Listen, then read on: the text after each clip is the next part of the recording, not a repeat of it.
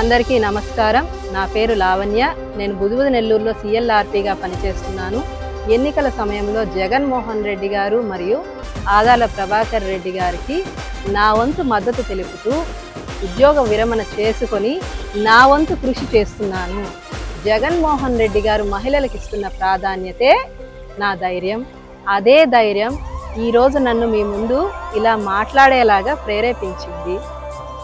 మేము పొందిన సంక్షేమం, మహిళలందరూ పొందిన సంక్షేమం, వైఎస్ఆర్ ఆసరా, సున్నా వడ్డీ, అమ్మ ఒడి, విద్యా దీవెన, ఈబీసీ నేస్తం, జగనన్న తోడు వంటి పథకాల వల్ల మహిళలందరూ వాళ్ళ ఆర్థిక స్థితిని ఏ విధంగా మెరుగుపరుచుకున్నారు అనేది కల్లారా కనిపిస్తుంది.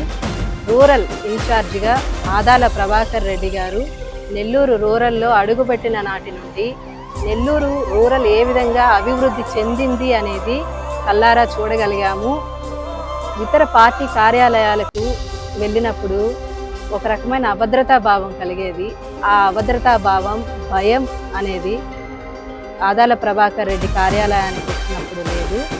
మహిళలు ఏ సమయంలోనైనా వాళ్ళ సమస్యను, బాధను వ్యక్తపరుచుకొని ఇక్కడ స్వతంత్రాన్ని కల్పించారు.